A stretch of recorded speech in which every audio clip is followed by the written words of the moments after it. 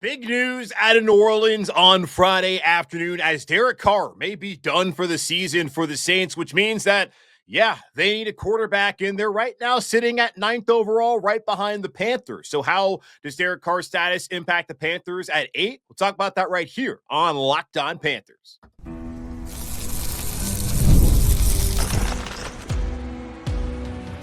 You are Locked On Panthers, your daily Carolina Panthers podcast. Part of the Locked On Podcast Network, your team every day. Welcome into another edition of the Locked On Panthers podcast, a part of the Locked On Podcast Network. I'm your host, as always, Julian Council, talking Carolina Panthers with you every Monday, Tuesday, Wednesday, Thursday, and yes, of course, Friday, your team every day. That's our motto here on the Locked On Podcast Network. Thanks for watching the show right here on YouTube and listening wherever you listen to your favorite podcast. Be sure to follow me, Julian Council, over on Twitter and Blue Sky at Julian Council, because on Friday, I'm back once again answering your weekly Friday mailbag questions, and all you got to do is either at me or DM me over on Twitter at Julian Council or at me over on Blue Sky at Julian Council as well to get your questions in for this week's edition of the weekly Friday mailbag right here on Locked On Panthers. Today's episode of Locked On Panthers is brought to you by FanDuel. Right now, new customers can get $250 in bonus bets when your first $5 bet wins. We are so freaking close to the draft going on next Thursday night in Green Bay, Wisconsin, and so close to knowing what the Panthers are going to do at 8. And there's a lot more intrigue about that now based off of the Friday news in New Orleans about Derek Carr. And what a news dump it was to occur on a Friday afternoon that Derek Carr has a shoulder injury that could put his status for the 2025 season in jeopardy, according to multiple reports. This is a shoulder injury that dates back to 2023 when he sprained his AC joint at the beginning of the season, and then he did not miss any games. Now, apparently, it's crept back up after an offseason period where the Saints looked around, decided whether they want to keep Derek Carr around. They restructured his deal, and now he's back for a third season in New Orleans. But now they're in a precarious situation where he may not be able to start. And their offseason program started on Monday. And the only other quarterbacks on the roster in New Orleans are Jake Haener, Spencer Rattler, and Ben DiNucci. If Jake Haener or Spencer Rattler or Ben DiNucci are starting for a full season for the Saints, they are on their way back to the paper bags, being known as the Aints, and drafting number 1 overall in 2026, which would not upset any of you out there unless, of course, Arch Manning, a son of New Orleans, ends up going number 1 overall to the Saints and becomes a problem every single year here on forward, probably for the next decade plus for Panther fans. But really, when looking at things as it pertains to this year in the 2025 NFL draft, I am wondering how now the Saints needing a quarterback could impact with the Panthers sitting there right ahead of New Orleans at 8. What is that going to allow Carolina to do? And we went over this yesterday with Trevor Sikkema, trying to figure out what is going to happen ahead of Carolina. The Titans, they're taking Cam Ward. We know that. The Browns and the Giants, with the Browns getting Joe Flacco, that news coming over the weekend as well, trading for Kenny Pickett. Deshaun Watson still mending from the second Achilles tear. It was just a re-tear that same Achilles he tore last season. He's probably not going to be good to go. And the ownership out there, Jimmy Haslam even said a couple weeks ago at the owners' meetings down in Palm Beach that, we got that wrong. Shouldn't have given the money. Didn't work out. So they're probably done with Deshaun. And Flacco did play good enough ball for them to help them get to the playoffs a couple years ago.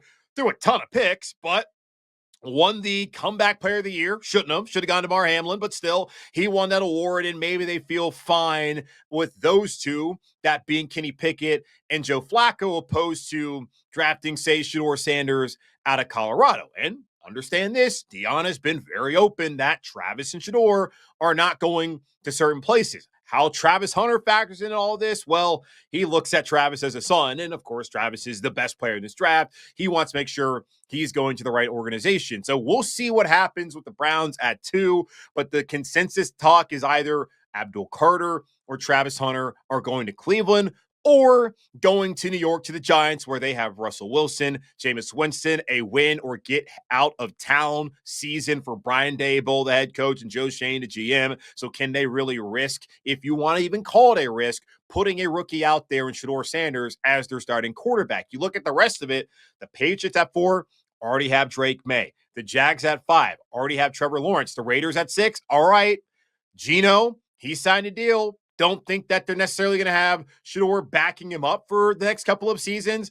That could be a spot for him in Las Vegas, so I don't think he would shy away from. The Jets at 7, they appear to be not interested in taking another young quarterback and having Justin Fields prove himself this year and maybe be the future, which then leads us to number 8, where Carolina sits, not needing a quarterback based off of how Bryce Young played at the end of the season last year, and in prime position to where if Shedeur is still on the board, a team looking at New Orleans, even before the news on Friday, could have called Carolina and moved up right there. Now, you could say the same thing with the Patriots at 4, the Jags at 5, maybe the Raiders at 6, and the Jets at 7. But somehow, if those teams where New England needs plenty, Jacksonville needs plenty, the Raiders need plenty of help, the Jets, of course, need help, maybe they all stay put. And it's not a surefire thing that Shedeur Sanders is going to be a franchise quarterback. I think he has a chance to be a very good quarterback in this league, but you look at him physically, with the arm strength, all of that, it's not like anything jumps off the page, but his leadership, his ability to take every single hit that he took over the last couple of years behind a terrible offensive line up there in Boulder, the dude's tough as nails. I got a lot of respect for him. Now, organizations might think that he's cocky, and certainly that's warranted, but you don't want a quarterback who's like that. Baker Mayfield was cocky. He went number 1 overall, and he's a smaller player than Shedeur Sanders is when looking at him in that draft, where there were a couple of quarterbacks that teams all looked at and wanted going there in the first round and early on. So we'll see how that plays out, but that was already a factor in all of what's going to happen potentially with Carolina at 8. And now you put in the Derek Carr piece of things, and New Orleans definitely needing a quarterback. Now, understand too, with the Saints and any other quarterback needy team out there, the Steelers are one of them as well. Kirk Cousins is still available. And I cannot imagine with Atlanta where they were fine keeping Kirk because whether they traded him or not, they were on the hook for a certain amount of that deal in 2025 regardless. So they kept him around, letting teams sit there, weigh their options in the draft and the rest of the quarterback market, and then have to circle back if need be. So Atlanta's in a position where they're going to probably trade Kirk Cousins sometime over the next 10 days. I just cannot imagine come the beginning of May that Kirk Cousins is still an Atlanta Falcon. And I know damn sure that Kirk Cousins, while back in his wife's hometown, they don't want to be in Atlanta with him as a backup. Maybe they want to live there after his career's over, but he wants to go somewhere and get a chance to compete. And that could be Pittsburgh. That could also be New Orleans potentially. So that could factor into what happens with Carolina at 8. Aaron Rodgers, is he now an option for the Saints? At not even at 9, but are they going to now go sign him off the street? If so, that impacts what Carolina potentially could have done there at 8 instead. So watching the market for Kirk Cousins as far as the trade market there, and with Aaron Rodgers, who the only team he seemed to have actually visited this offseason is Pittsburgh, and he's just let them hang the last couple of weeks, which not surprising, maybe another darkness retreat. I don't know what's going on there with that situation. That also factors into all of it. So the Saints need for a quarterback, Kirk Cousins still being available and maybe being linked to the Saints that they want to do an in-division trade, which I don't know if Atlanta felt good enough to sit Kirk and hold him this amount of time. Maybe they feel good enough to trade him down to New Orleans and let him go play for the Saints this upcoming season and have 2 revenge games against your most hated rival in the NFC South. And of course, Aaron Rodgers, him still being available, that impacts like what New Orleans' options at 9 are going to directly impact what Carolina's options right now are at 8. And if the Saints are interested in a quarterback, which there's a good argument that they should very well be interested in a quarterback, and if Dion is willing to allow his son to play in New Orleans for this organization, which I don't think it's a bad organization. Things may not have been great as far as the cap's gone the last couple of years. They got rid of Dennis Allen. We'll see what Kellen Moore is able to do And he did a good job, obviously, in Philadelphia, helping them win a Super Bowl. Did a fine job in Dallas as a play caller, even if he was scapegoated at the end, like everyone is in Dallas. That's not Jerry Jones. It's everyone's fault except for Jerry's that they never live up to hype, and that I have to keep watching this team. We got to keep watching this team never do anything on national television every single week, every single year. Okay, that is so interesting to me, because there wasn't really any news that was going on. There was really anything that changed what potentially could happen for Carolina at 8 until that news dropped on Friday. And now it has me very intrigued, not just over what's going to happen between 4 to 7 with the Pats, the Jags, the Raiders, and the Jets, but now looking at 9, what are they going to do? Because that directly impacts not the Panthers just at 8, but for the years to come, potentially, if they do decide to take a quarterback in a class where Jackson Dart maybe goes in the first round, Shador, trying to figure out where that's going to happen for him. I can't imagine he does not go in the first round, but a lot of intrigue now around that 9th pick, but also a lot of intrigue looking at Carolina at 8 and what their options may be because of the news that came out of New Orleans on Friday afternoon, and that the Panthers, they don't have to stay there at 8. They could take a player rather, like Jalen Walker. They could do that, or they can move back, especially if they feel like on their board, they'll still be in position to take a player at a position of need, but really go best player available and get someone who can be an instant impact player for them immediately. And maybe that also adds a couple more picks for them in the top 100. Right now, only sitting with 3 at 8, 57, and 74. Possibly get a couple more depending upon what options may be out there for them. So Derek Carr, you might wonder, what does that do with Carolina? It has a lot to do with Carolina, especially with the 8th overall pick coming up next Thursday night in Green Bay. And I cannot wait to see how that plays out as the quarterback market is still turning here this offseason in the NFL. Now, we talk about 8, we talk about options. What about tight end? And in particular, what about Tyler Warren from Penn State, who had an outstanding season for the Nittany Lions, help them get to the college football playoff semifinal. We'll talk to the host of Locked On Nittany Lions, Zach Seyko, here about Tyler Warren in just a moment here on Locked On Panthers.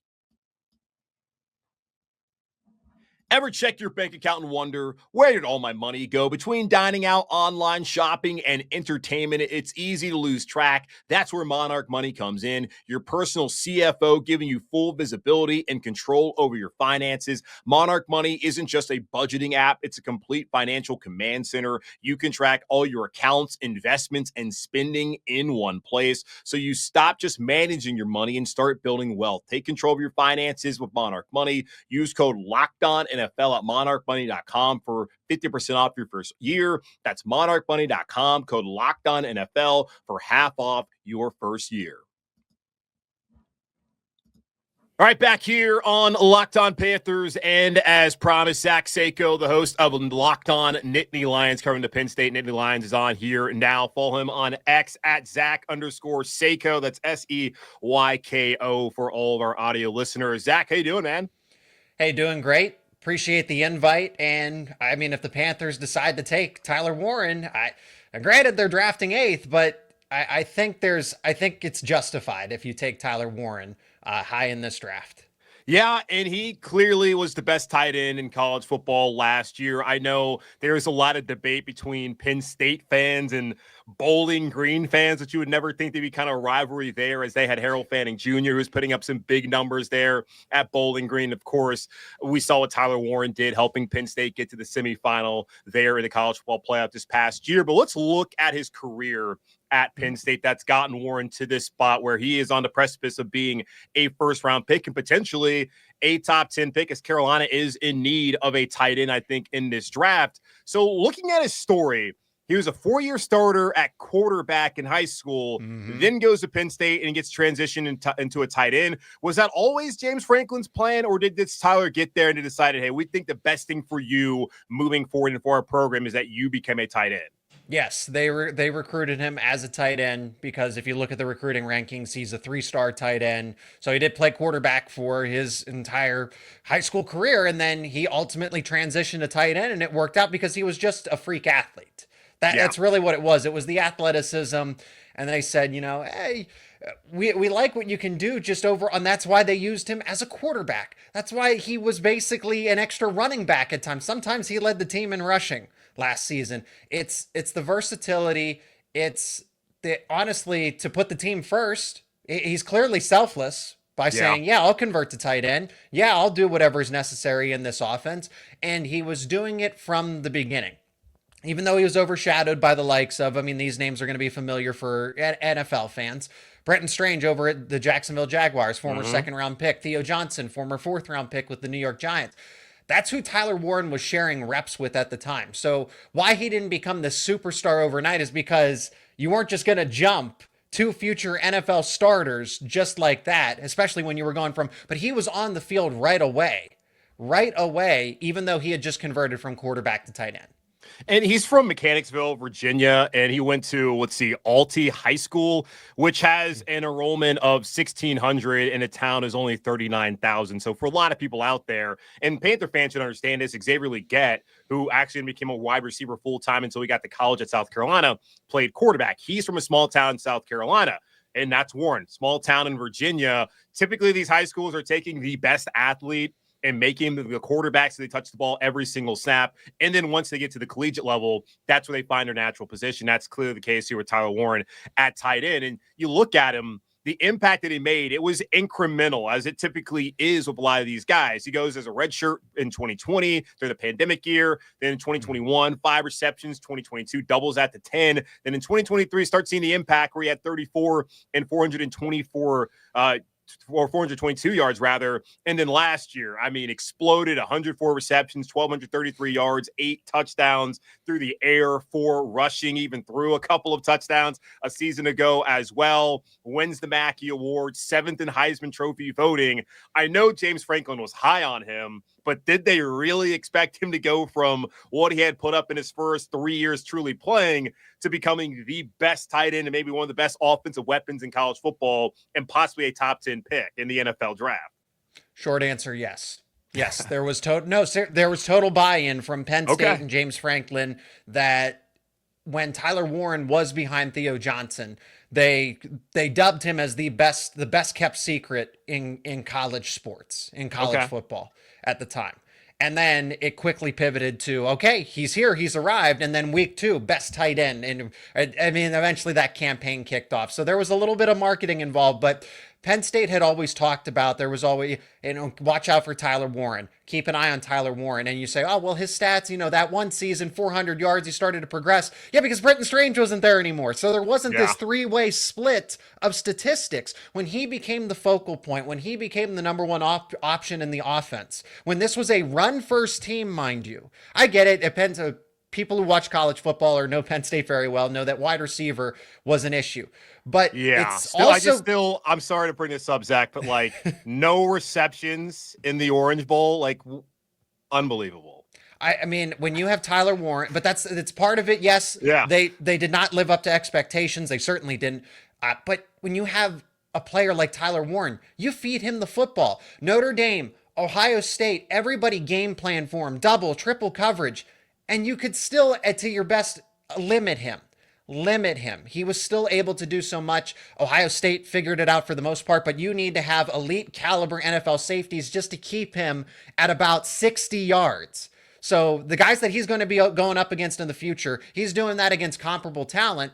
Okay, so you can expect from him on average to get 5 receptions, 50 yards, maybe a touchdown or not on a bad day, on a not so great day. But he can explode like against USC with 17 receptions and 200 yards and a touchdown or multiple touchdowns in a game. He is truly the complete tight end because he can be on the line of scrimmage, he can be in the slot. He can block. I would say if I need him to improve on something, maybe it's run blocking, but it's not because he's bad at it. Yeah. He is good at it. Just, sometimes against a bigger bodied player or a slightly quicker player, he's going to get beat, but you're not drafting him to be an additional blocker, a glorified lineman. You're drafting him to be an offensive game changer, a playmaker, somebody that can take over in clutch moments, and that's exactly what Tyler Warren can do. You have to account for him on the football field.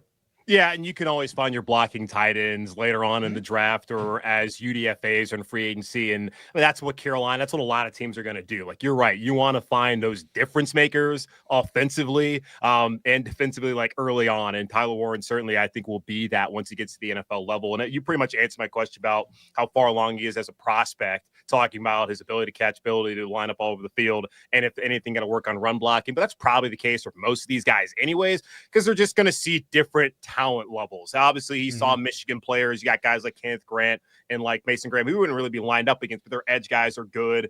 Ohio State, we know all about what they have there with JT Tuimoloau and also with Jack Sawyer. Those are guys he's had to block. So Tyler Warren, there's not much question there. My question to you and the closeout here, you look at Brock Bowers. Last year was far and away the best tight end. He was in college football when he was there all 3 years. I know he was injured his final year there, but won the Mackey Award, was clearly the best tight end in college, and went 13th to the Raiders and had an outstanding rookie season, but wasn't a top 10 pick.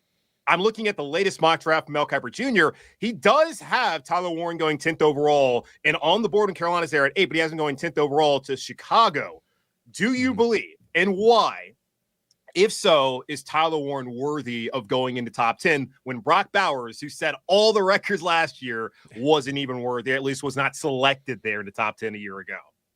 And even more impressive is that he did it on a Raiders team that had nothing. They didn't have anything. They didn't have anything going at quarterback, running back, wide receiver, and he still did all of that. That was a losing team. You see really good players put up really good statistics when they're on really good teams, and Brock Bowers was doing that on the Raiders, mind you. So so Tyler Warren, I do agree that Brock Bowers is in a category all on his own, is in a tier on his own. But I think Brock Bowers is almost the domino effect where it's kind of like where running back is starting to come back around, where it used to be, oh, you can wait and draft a running back in the middle of the second round. But now you're starting to see that, okay, we need a superstar at tight end if there's one available, which is going to kind of reset the bar. Do I think Tyler Warren's a top 5 pick? No, that's ludicrous. I don't know what you're doing as a GM if you make that decision. But at the end of the top 10, maybe Carolina trades back. Maybe they see an opportunity where maybe we shift out, maybe, I don't know, 11th, 12th, 13th, something like that, where they trade back a few picks. And then you get a few extra draft selections and you get Tyler Warren in the process. That would be a home run type of move. That would be a slam dunk type of move. So Tyler Warren going top 10, it would be around that 9th or 10th selection. The Bears make a lot of sense, and Mel Kiper's going to know more than I do as far as draft intel or everything. But the difference between Tyler Warren and Brock Bowers, okay, Brock Bowers is the superstar tight end. So is Tyler Warren, and Bowers might be slightly better, but it's the versatility that he can give you. If somebody wants to get creative, that's why the Bears make a lot of sense. Ben Johnson's a maniac when it comes to offensive scheme. Yeah. So when now him taking over as a head coach, and you see what Tyler Warren was able to do at Penn State, line up as a quarterback, go in motion, do all these things. He lined up as a center. And scored a touchdown against USC, yeah. And caught a touchdown, ran a route and caught a touchdown in double coverage on the same play. So if you have somebody that's just a wizard as an offensive coordinator, you see what you can do with Tyler Warren. Brock Bowers can't take a direct snap. He can't run 20 yards with a full head of steam. He can... Now, granted, he's now the best tight end in the NFL after one season, but Tyler Warren can do other things, throw passes, and NFL offenses don't have to do that, and they're most likely not going to do that. But if you want a trick play in there, you now have that to your advantage with Tyler Warren, whereas you don't have with Brock Bowers. So top 10 is fair. I think anybody that says that it's Colston Loveland, Harold Fanion Jr. is being disrespected because he might be I don't know. He might be a 5th, 6th, 7th round draft selection. I don't think he makes it in the NFL as a tight end. Tyler Warren does. So you're at the base getting an everyday starter, a game changer, in my opinion, as long as he stays healthy. And if you really want to tap into his potential, use that trickery. You use the trickery to your advantage because Tyler Warren can give that to you. I love it, man. I love watching him last year. I mean, that USC game you mentioned there, I mean, that was a great game, the overtime win for Penn State, but also just to snap it and then score a touchdown on that play. Maybe not the wisest throw by Drew Aller, but also it's Tyler Warren, like F it, Tyler's down there somewhere kind of vibe. So, and I would love to see him come to Carolina. But as a football fan, after watching him with Andy Kolnicki last year at Penn State, it kind of makes sense that he goes to Ben Johnson and the Bears, but Carolina's going to have something to say about that if he is on the board there at 8, as they clearly, I think, do need to add to that tight end room here in the 2025 NFL Draft. He's Zach Seyko, the host of Locked On Nittany Lions. Check him out on YouTube and wherever you listen to your favorite podcast. Follow him on Twitter, X, whatever you want to call it, at Zach _, and that's Zach with an H, by the way, _ Seyko, Seyko. Zach, appreciate your time, buddy. Hey, thanks for having me on the show. Really appreciate it. Absolutely. Take a quick pause. Come back here on Locked On Panthers. The NBA playoffs are almost here, and FanDuel is giving new customers an incredible way to get in on the action right now. When you join FanDuel and place your first $5 bet, you'll get $250 in bonus bets if your bet wins. I love how FanDuel makes betting so easy, whether it's picking my favorite team or diving into player props. From three-pointers to steals to assists, FanDuel has so many ways to bet to your favorite player props. Plus, after the game tips off, you can even combine live prop bets into a same-game parlay for a chance to win big. Don't miss out. Head to FanDuel.com and claim your $250 in bonus bets today. Thanks again to Zach Seyko of Locked On Nittany Lions. That, man, kind of has me sold on Tyler Warren potentially coming to Carolina at 8. And that's kind of my hang-up, too, is like, okay, look at it. Last year, Brock Bowers, 2-time Mackey Award winner, clearly the best tight end prospect that we have had in a long time. In a generation, we talk about guys being generational talents. Yeah, well, that's what Brock Bowers is. And you saw what he did last year in that Raiders offense without a quarterback and put up monster numbers. Now with Geno Smith, who is a good player, really great career arc that he's been able to turn things around. I'm expecting that those numbers are going to go up. Now, teams are obviously going to be game planning more for Brock Bowers moving forward, but Brock Bowers is just a dog. And Tyler Warren showed that last year. It was a progression for someone who was a quarterback in high school. And as I had mentioned to Zach during that podcast, during the interview, when we talked about this last year, Xavier Legette, like it took until he got to college to truly be a wide receiver. Why did it take him so long to finally break out? And it's kind of similar as far as that goes, except like Warren was a little bit more productive and there were true NFL guys ahead of him there at that tight end position, as was mentioned with Theo Johnson and with Britton Strange there in Penn State. For a couple years ahead of him as he was in that rotation, but still took a little bit of time, had to learn the position. And once he got to be the guy, and with that receiving core, which is just terrible last year for Penn State, did not have a single catch in that Orange Bowl loss to Notre Dame that prevented him from playing for a national championship. Tyler Warren was the dude all year long. And everyone knew how to game plan for him, and they still could not stop him, could not even contain him. So at 8, I would be really interested. I still, again, like think edge is probably where they're going to go. But after the conversation we had at the beginning of the show with Derek Carr and his shoulder situation, what's going to happen there in New Orleans with their quarterback, 8, Carolina might not even be sitting there at 8 overall. But I would still think that when looking at it, like edge, that's my top thought. Wide receiver could be it there, whether it could be a Matthew Golden or a Tet McMillan from Arizona. Tight end, we've been talking about playmakers. The Panthers have a wide receiver 1. Dave Canales believes that is Xavier Legette, their first-round pick from a year ago. Adding to that core by having a pass-catching tight end like Tyler Warren and already having JT Sanders, that's another weapon for Carolina. And you cannot ignore what those guys are. Like when Christian McCaffrey was here, yeah, you can talk about how good of a running back he is, but let's not forget about the fact that he's a great pass catcher. And if he played full-time slot receiver, probably would be one of the best in the NFL at that position as well. So it's just way more than what your primary job may be. And the primary job for a tight end is to block.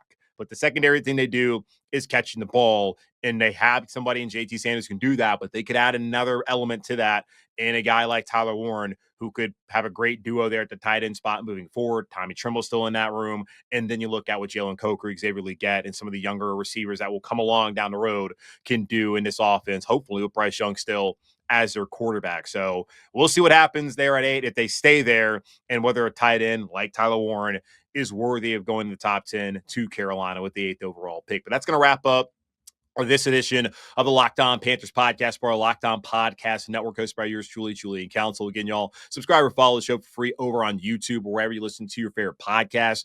And be sure to follow me, Julian Council, over on Twitter and Blue Sky at Julian Council, because I'm back on Friday answering your weekly Friday mailbag questions. The last time before the draft, I'm going to have a mailbag. Maybe I do one midweek next week, but probably not. So either at me or DM me on Twitter or at me on Blue Sky to get those questions into me right now. In the meantime, be safe, be happy, be whole as always, keep pounding, and I'll be back tomorrow where we're going to dive even more into the options for Carolina at 8 now with the Derek Carr injury down in New Orleans with Joe Person from The Athletic here on Locked On Panthers.